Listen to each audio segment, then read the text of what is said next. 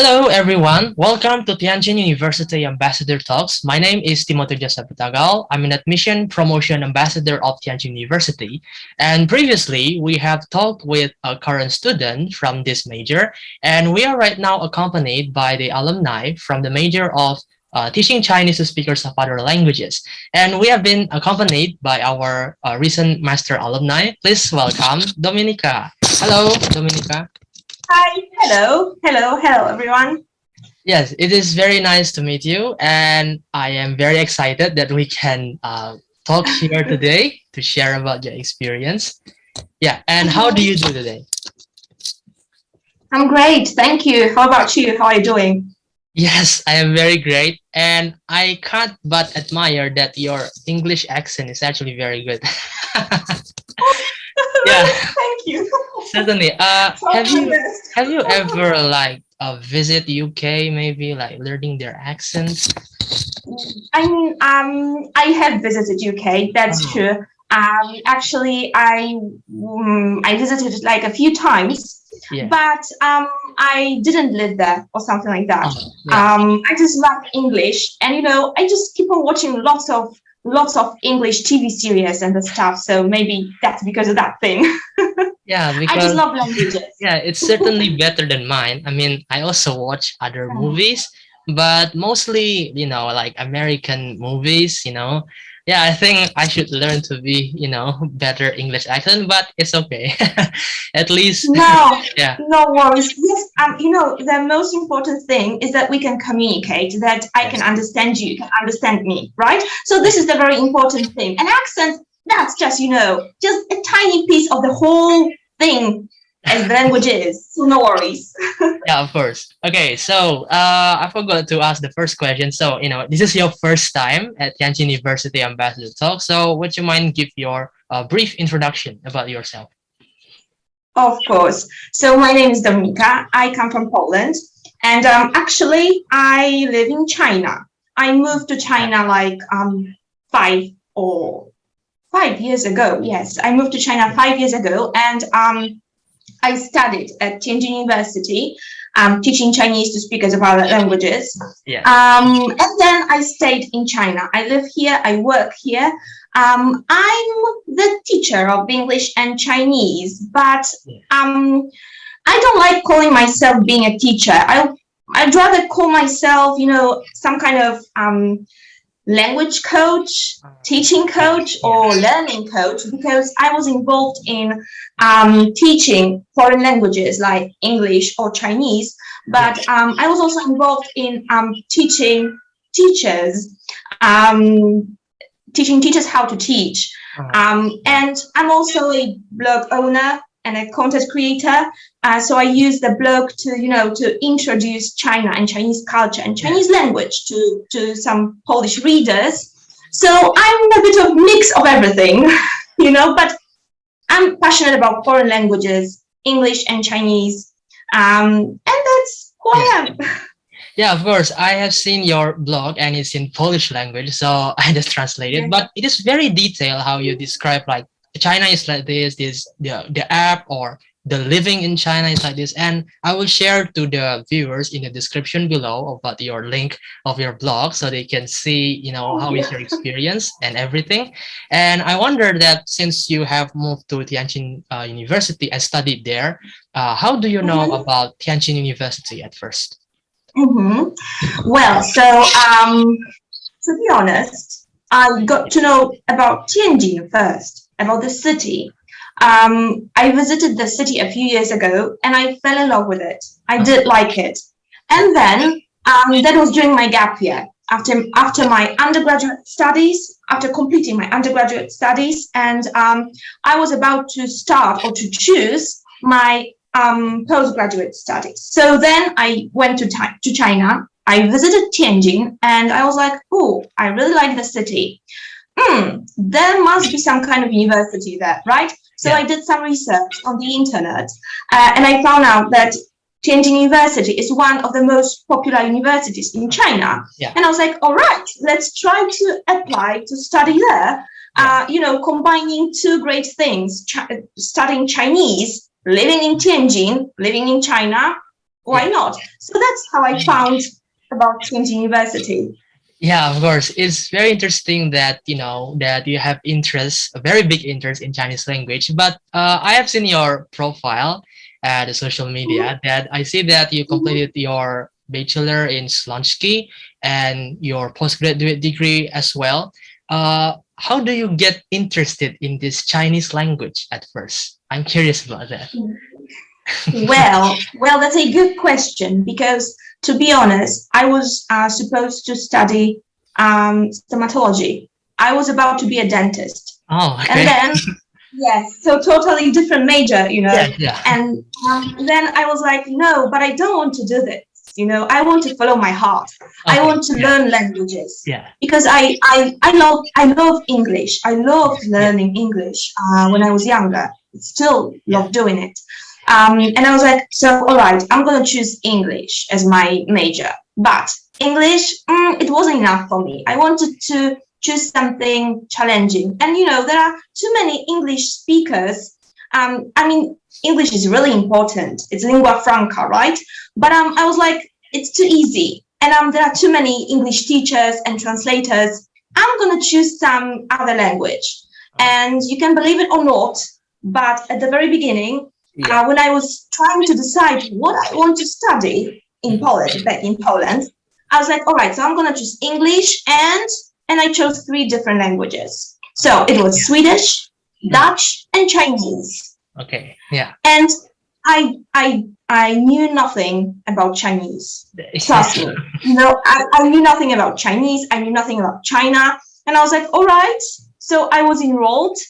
All right, okay, I'm going to try to learn Chinese because it's so exotic. Because, for someone living in Poland, in Europe, China, for me, it was like, the country which is so far away, so exotic. And I'm going to be, all right, I'm going to learn Chinese.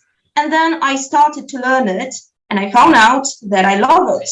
That it's great. Yeah. And Chinese culture, Chinese characters, the language itself and culture. And that's how it started. You could say it was a coincidence. Yeah, it's a coincidence. Yeah, I mean, you choose 3 languages and then you finally get interested in Chinese. It's like a completely different level where, I studied English as well. Because at that time, English is like very important. You have to understand English. But right now, Chinese is like, okay, you have to understand Chinese as well, because everyone, maybe, if you can speak Chinese, you could have, 1 billion people you can talk to. So I think that, when I enrolled in Tianjin University, although I'm right now in English taught major, but why not, right? Using this golden chance to learn Chinese. And currently, my conversation is still not so fluent, but I'm learning it. So yeah, I think that you have a very good interest in Chinese language, and I'm wondering that since you right now have moved to Tianjin before, what makes you interested to enroll in this major of teaching Chinese to speakers of other languages? So as I told you, I love learning languages. Then I found out that I also love teaching. I wanted to be a teacher when I was a child. So then it was just a matter of choosing, what I would like to teach. Then I found out that I could teach languages. So deciding to enroll at Tianjin University for this major was simply the kind of continuation of my undergraduate major, where I studied English, Chinese, Polish translation. But it was translation. So I wanted to keep on learning Chinese, but from the different, I wanted to learn it from a different point of view, from the teaching point of view, right? So that's why I decided to enroll at Tianjin University. And I found out that, our institute, the Institute of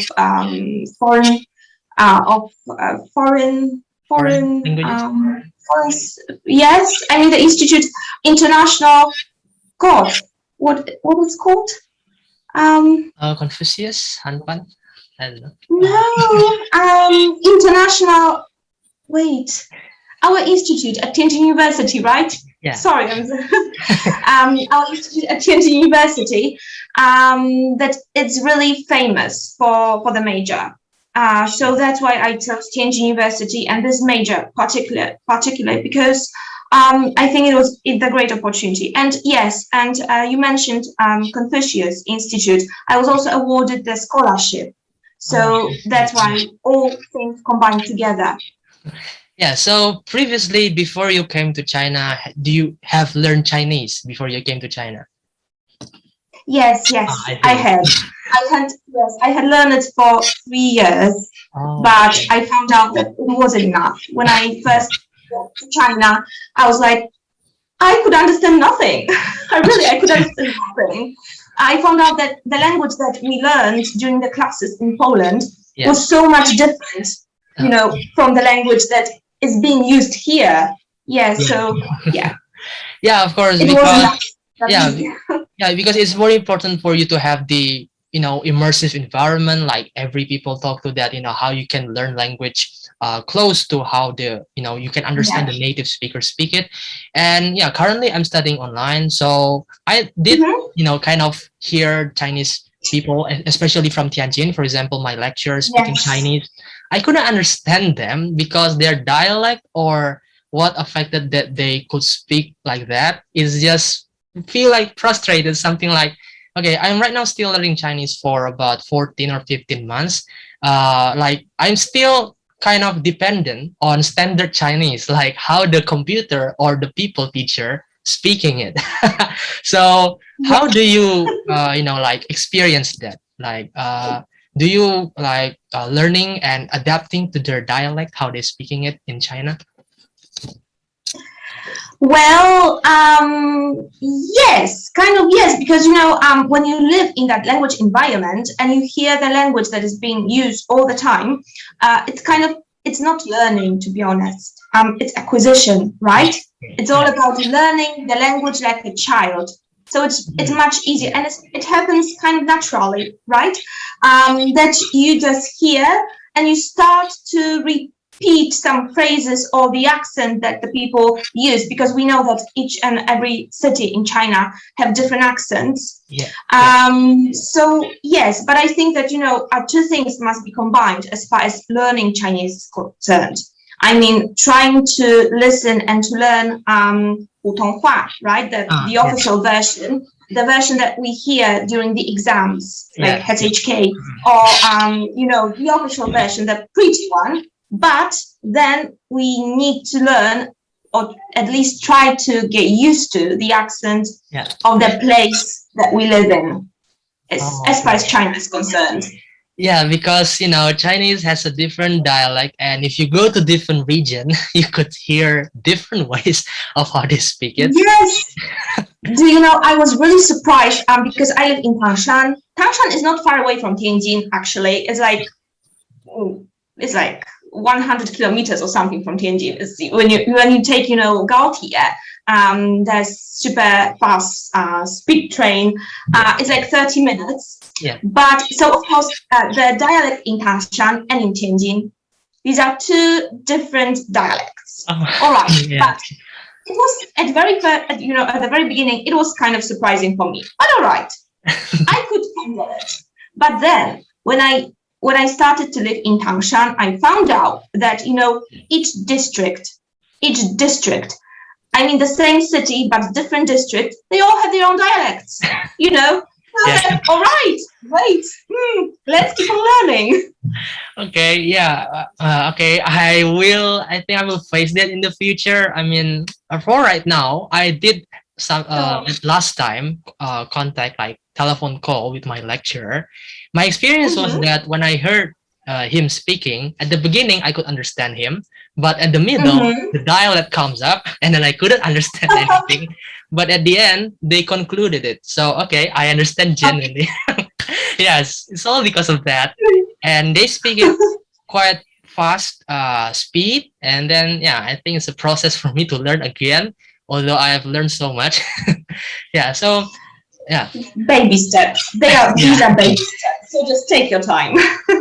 So if I, let's say, have improved my proficiency in the standard like HSK 5 or HSK 6, is it enough for Mhm. me to understand them, or do I have to learn more, like learn again, you know? I think that I think that we always should keep on learning, Yeah. especially language. Yeah. Yes, I mean you will be able to understand, but I think that if you just learn, the content of SHK, like a few thousand characters and just the grammar, it's not enough, because still the language is something that we need to use, and we need to understand the speakers. So I think that, as I mentioned a few minutes ago, it's the most important thing is to mix and combine all things all together, so that that content that is needed to pass SHK and exams, and the living language, the real language, Koyu, right? The speaking part. Yes. And I need to, and there are lots of different words or expressions emerging every year. For instance, now during the pandemics, right? The words that we didn't learn a few years ago at the university, like the workers which make PCR tests, right, wearing all these white uniforms, they are called dabai. We weren't taught such words like 核酸检测, right, PCR test, or dabai, big white guy. No, you won't learn such things, in textbooks. You just need to go out to listen and try to grasp the knowledge just from the streets. If you had the chance to be in China, of course. Yeah, of course, yeah. Okay, let's discuss about your experience studying in Tianjin University. So, how is your first impression when you first arrived there? That like first time you studied there? It was really positive. I was really impressed, with the beautiful campus. I had the chance to live in the old campus. I know that there is the new one somewhere in the suburbs of the city, which is great as well. But I didn't have a chance to go there. But the old campus, that was really great. So the very first time that I came to Tianjin University, I was like, oh my God, that campus is amazing. Then I found out, that not only the campus was amazing, but people, both teachers and students, they were amazing as well. Yeah. So generally, the first impression was really positive, and it lasted throughout the studies. So I was really, content with with Tianjin University. Yes, I'm glad to hear that. And in your studies, that you're studying master, what specific area, like maybe do you do research, or what work do you focus on during your study? So I focused on the motivation. I did the research on the motivation of international students to learn Chinese. I wanted to find out why international students want to learn Chinese. So I did the research on that part of teaching and learning, because I'm pretty interested in, this kind of psychological aspects of teaching and learning languages. So I used our international students, the students who studied at Tianjin University, to simply to find out why they wanted to learn Chinese. So what part do you find like the most interesting and the most respond on, like what interests international student in learning Chinese? Well, so I found out that there were maybe the motivation changed throughout these years, but at the time when I did the research, I found out that there were two types of motivation, and the very first one was intrinsic motivation. So they wanted to learn the language by themselves because either they were interested in it, or they wanted to discover Chinese culture, or they wanted to stay in China, or they wanted to use it to work. And there was also instrumental motivation as well. So it was also related, to the fact that they wanted to use the language to study or to work. Yeah. So yeah, they wanted to use their English to, to make some money or something like that, or they were simply interested in it. Yeah, of course. And in Tianjin University, when you're studying, do you also participate in other competitions, or there is a field trip, or what kind of other activities that you participate in? Yes, luckily I participated in many different activities because I need to say that Tianjin University gave us the chance to take part in different activities, in different, extra classes, in different seminars, in different trips. So for instance, there were, extra classes like Chinese art classes, where we learned to paint Chinese paintings. We were able to prepare some masks. We even cooked some, Chinese, some Chinese food. There was also the class of Taiji Chuan, Taiji. So we practiced Taiji. That was a lot of fun. There were different seminars organized by our institute, like seminars on learning Chinese, on Chinese culture, on different aspects of teaching. They were really, really fascinating as well. There were some trips, either to local museums, or to Shanghai or other cities, other provinces to discover China. So we tried to take part in them as well. And generally, there were lots of different, activities and classes that you could take part in if you wanted. And I think that Tianjin University gives lots of opportunities and choices for students. So that's really cool thing. Yeah, I wish I could, experience that. Because, the reality is that right now we're studying online. I mean, I hear from so many people, especially that from you as well, that Tianjin University is such and such and such. And that really, yeah. Let's hope that the pandemic will be over soon, and that you will have the chance to take part in some of these activities. Yeah. Because that's true that the pandemic just came, and it's impossible to do much, unfortunately. Yeah, of course. Okay, yeah, I'm very patient about it, and there is some positive news that we will be back, but okay, I just waiting from the official notice from the government. And during your study as well, do you find what kind of things that you find interesting from the Chinese culture?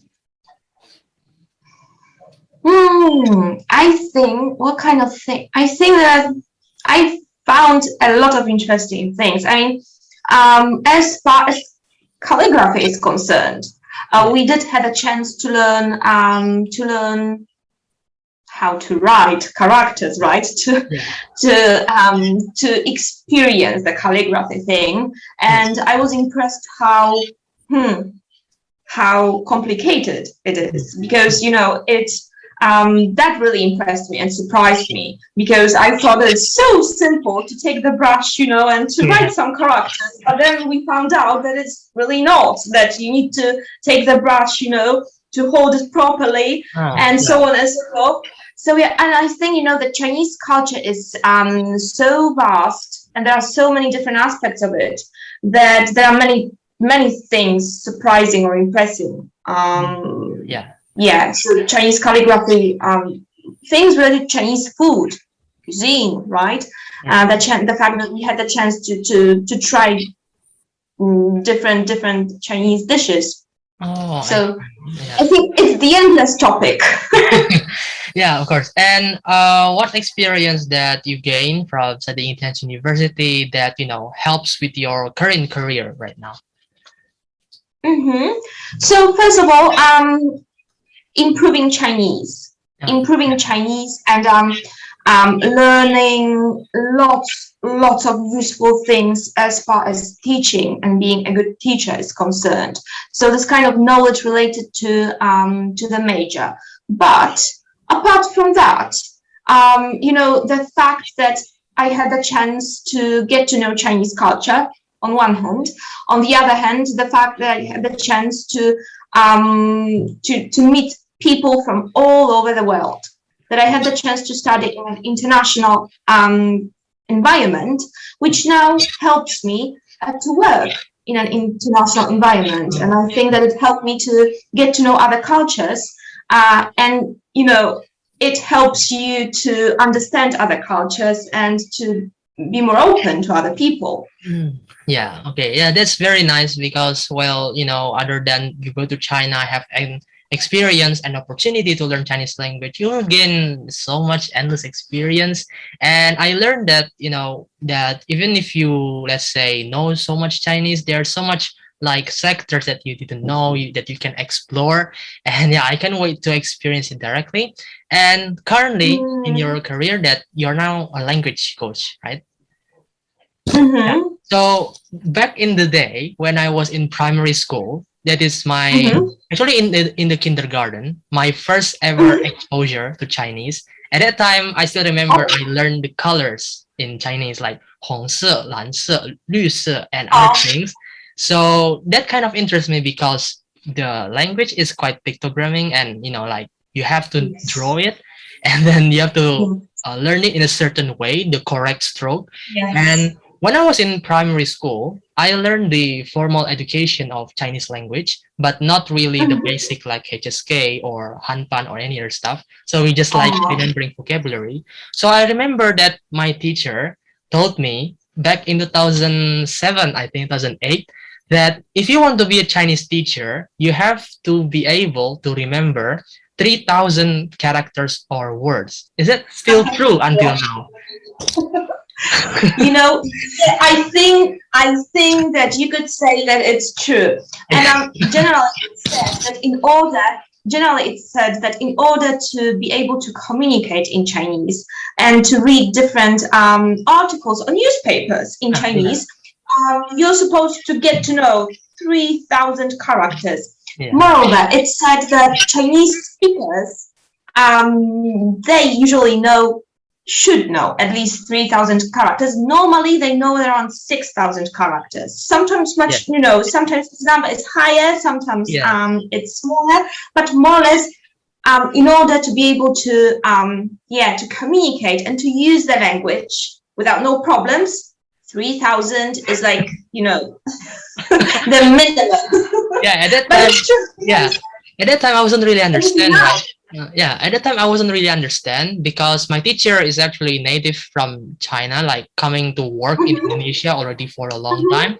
So I think in the future, apparently I got into Chinese again. Then I discovered that it's actually HSK 5, and I don't know that you said that you have to be able to understand much more than that.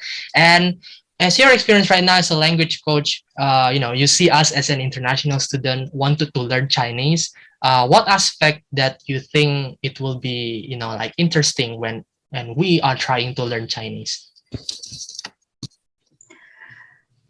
Interesting for you, for international students, right? In your perspective, when you're teaching or coaching international students trying to learn Chinese.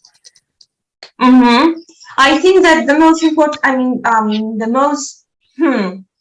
most interesting thing that might be interesting for students who would like to learn Chinese is the fact that I always tell it to my students as well at the very beginning of their learning, that I know that at the very beginning it's super hard.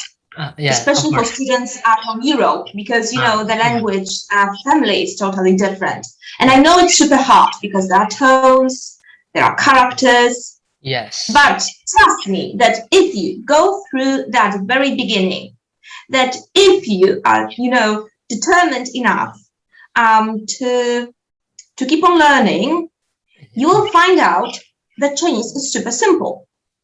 And I think that I think that some students, when they pass that period of time, that the beginnings of learning Chinese, which are super hard, suddenly they find out that it's not that bad. You're right. Yes. Because look, why is it simple? Because the grammar is pretty simple. At least as far as grammar in Polish is concerned, Yes. you know, it's much Chinese grammar is much simpler than the Polish grammar. It's even much simpler than English grammar, right? Yeah. So I think that might be pretty encouraging to start to learn Chinese. Then, you know, the characters. All right, characters are pretty challenging, but Yes. lots of students find out that it's fun to write them. It's fun to try to make some, you know, comparisons or trying to make some connections, how to, you know, how to remember what the character means. Yeah. So I try to show them that it might be fun to write these characters. Then when you learn, when you have grasped some basics, right, you find out that you can make your own words. I mean, you can try to guess the meaning of the words. For instance, dim sum, right? Fridge. Ice and a box, a case. When you put ice and a box or a case together, oh God, I have a fridge. And there are lots of situations that I have the same thing and my students have the same thing, that we play with the language. So we try to you know, to put two different characters together and try to make the word. And more often than not, we find out that, hey, such word exists. Chinese can understand me, right? So I think these are the things that might be pretty interesting for international students to learn Chinese, to try to look at the language from this kind of playful point of view, to try to play with the language. Okay, yeah, I understand. And I did feel that way, you know, as I progressed to learn Chinese and like finding the way that this is the language, like how it works and what kind of, I mean, let me tell you my progress in Chinese. I mean, I think that as I progress through, at the beginning, I could only start the sentence with "wo," right? Like I start with this, I do this, and then as I progressed through, I became dependent to remember the connected words like 但是 or 认为 or 虽然 or 即使 that could help me to create more sentence. And like, what kind of tips do you can always give to students how to improve that so you are not, you know, like always dependent on this grammar to make a, you know, a clearer flow on your speaking, especially. I love the fact that you use the word flow. I always use it with my students, that languages should flow, right? That there should be this kind of flow as far as language is concerned. Well, I think that the most important thing is to listen a lot. Because you will find out that if you listen a lot, you have this kind of input, right, of the language, of the foreign language, of Chinese, for instance. If you are in China, that's great. It's much easier for you because, well, if you can go out from you know, from the door and so on, but you have that natural input of the language. If you are not in China, well, in that case, there are lots of different other options: podcasts, videos on YouTube, vlogs, TV series, right? So trying to listening to the radio, to Chinese songs, but you know, trying to have this kind of input, because thanks to this, you will be able to grasp some patterns of the language that native speakers use. And you will find out that the more you listen, you know, the easier it gets to simply start using these patterns. And simply practice. If you hear that there is some pattern that you would like to use, find it or write it down and try to practice it, try to use it.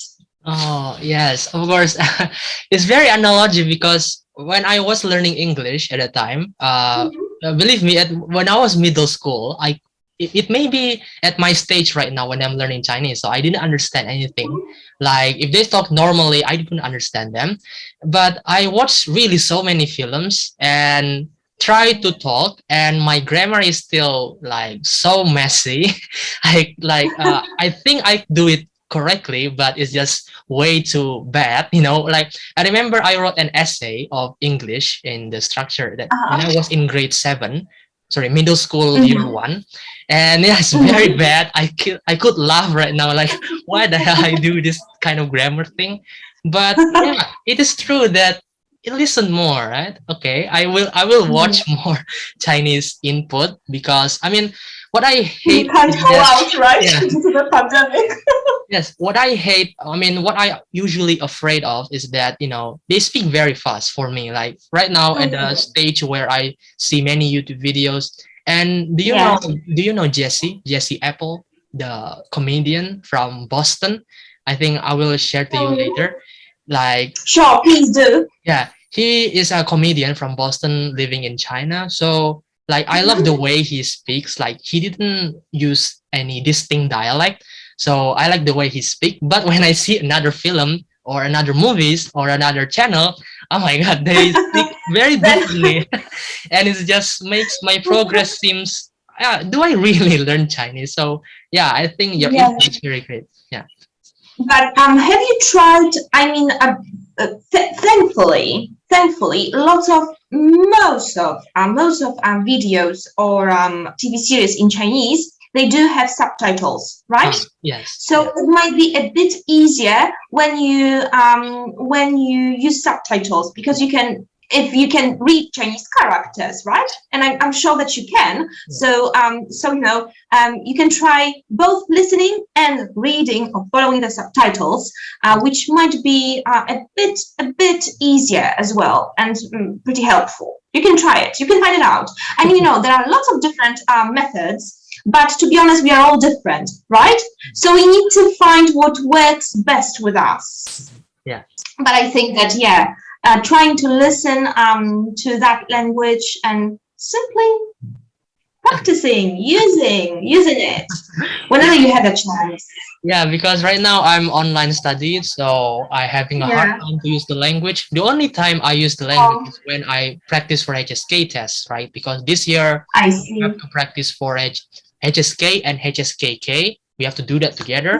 So that's where I start to practice my speaking. And I think that, yeah, I should listen more because, the Chinese input is literally everywhere. And I could, sometimes I understand them, but I think I need more familiarity with how they speak, right?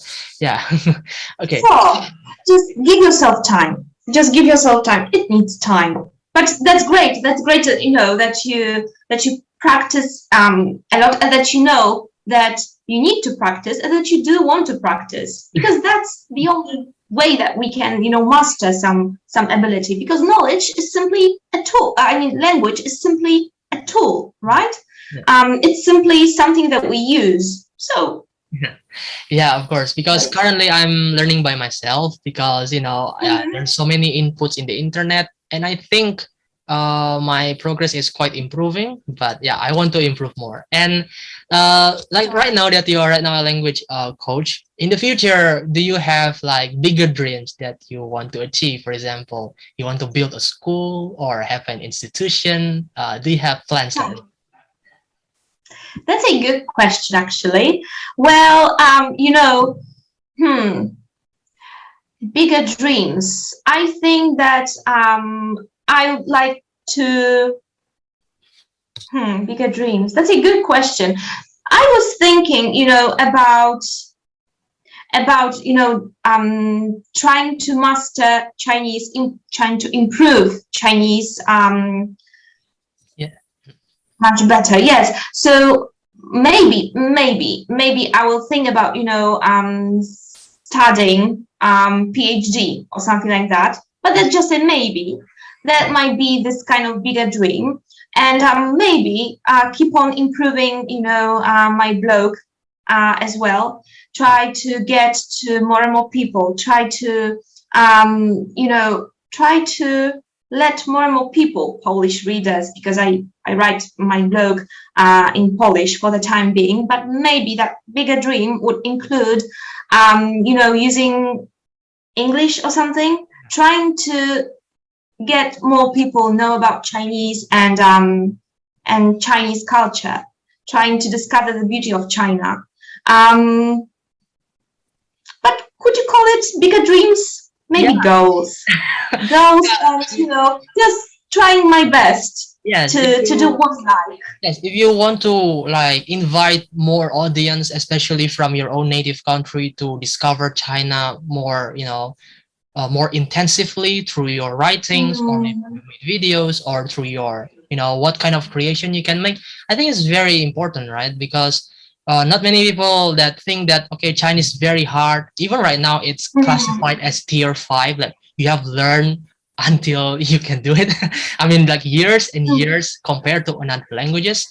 I think that's a very good dream. And if you want to pursue doctorate as well, it's very good. I mean, you could have more impact to, maybe you could do more research or any other things that you have interest in. Yeah, I wish that you can, achieve bigger things. But right now that you have in China and be a language coach is a good point that you can teach, many more international students to, know about Chinese.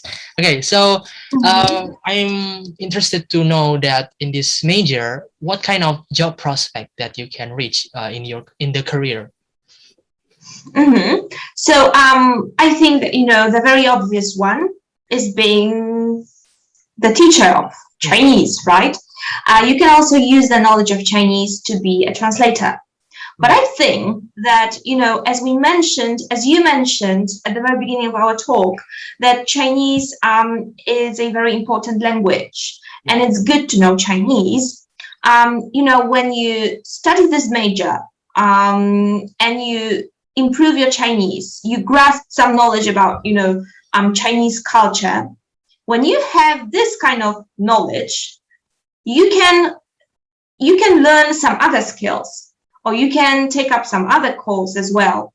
And then you can combine language and, the knowledge about Chinese culture with other skills, and you can start a totally different career path, like, I don't know, some kind of management or social media, marketing, and so on and so forth. So I think that this major is pretty cool because it opens you doors to many different paths. Okay. If you want to, to keep on improving different skills and so on. Yeah, I understand. And yeah, that's very good, perspective on how this major can have impact of, let's say for right now, as we see from the name of the major, we think that we only teach, but it can spread through different perspectives, sectors, it can reach many more potential. And, honestly, when I, like having interest in language, what I, my purpose in learning languages is actually quite simple. If I could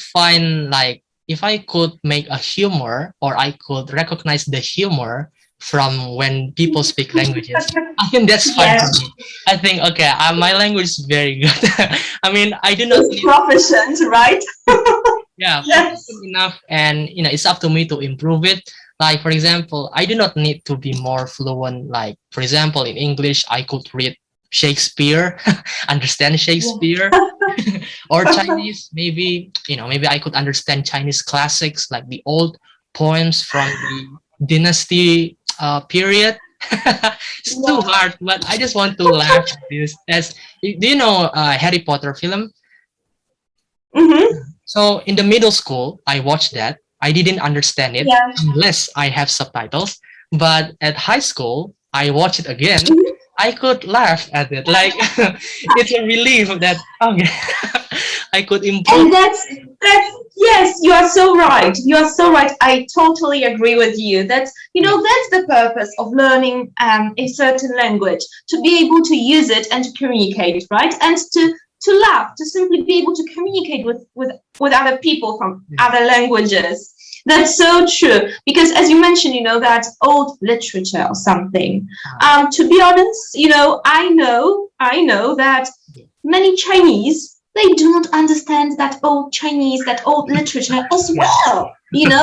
So I think that if you want to grasp the language to communicate, there is no use to learn. I mean, it's better to concentrate on that language which is used. as you mentioned, to be able to understand other people, to be able to laugh, right? That's really important. Yeah, of course. That's my point because I see many languages. I mean, they kind of connected with each other, but a language like Chinese, it's hard to find languages similar to it. Like, okay, you have to learn specifically. It seems like other languages as well, like Japanese, Korean. They are one language family, and you cannot separate it. So yeah, it's a challenge to finally understand them because I found that Chinese is very artistic language, right? You can, sometimes a longer complex word, you can just describe it in short Chinese. For example, maybe like Oh, science yes. technology, you can short it into 科技, right? So it's very, it's very simple, but difficult. Yes. Yes. Very concise language, on one hand concise, but on the other hand, it makes things complicated as well, because sometimes you can, Chinese use lots of different abbreviations, right? I mean, they simply shorten longer words as well, and they put two characters coming from 2 or 3 different words, and hello, we have the whole expression, right? And then we, Lao Wai, are like, all right, what it means, I have no idea. But yes, that's the beauty of this language, that you can play with it. I mean, I think that you can really play with Chinese language. As you said, we can simply shorten the characters or the words and so on and so forth. So that's really interesting. Yeah, of course. It is been very great insights from you that I get so many things that I haven't known about Chinese or Chinese culture and this major as well. And yeah, I found so many interesting things when I learned Chinese myself. And for the last question, that would you give encouragement and motivation to students when they want to pursue this major as their further studies? So I think that if you want to study at Tianjin University and if you want to choose this major, I think that you shouldn't hesitate, because if you choose to study this major, you'll be able to improve your Chinese. That's for sure. You'll be able to pass HSK 6 at least, right? So that's a great thing as well. You'll be able to get to know so much more about Chinese culture from great professors who teach at Tianjin University. You'll be able to make lots of international friends. When the pandemic is over, and I hope it will happen soon, and you'll be able to live, in China, in Tianjin, you'll be able to see and to experience Chinese culture.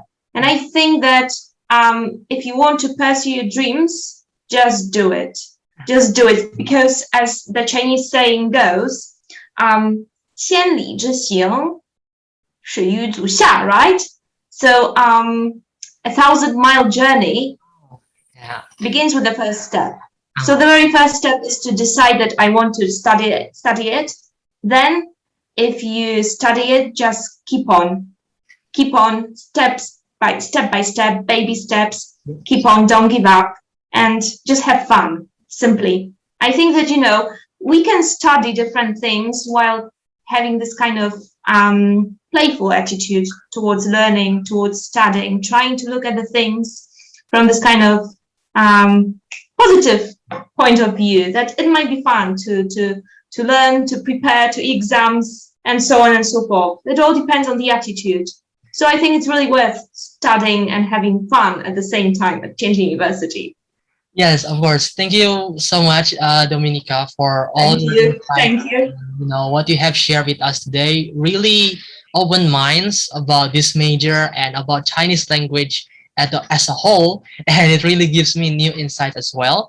And of course, everyone, students that wants to apply to this major, the admission is still open, and you can apply for scholarships such as the Tianjin government or the Confucius Institute scholarship, and you can pursue many aspects and what you want to achieve in your career and in the future. You can pursue this major in Tianjin University. And thank you so much, Dominika, for everything. Thank you so much. Today. Thank you. I hope the success for your endeavors right now as language coach And in the future, I hope that you can, achieve something more that, we haven't imagined yet. But I think, many good things will happen to you, and I hope that you can achieve more. Yeah. Thank you. Same to you as well. Keeping my fingers crossed for you and for your learning Chinese. Yeah, of course. I hope that I could speak much more fluent like I'm speaking English right now. Yeah, okay. Yeah, I hope we can meet soon in the future offline, and thank you so much for these talks. And thank you.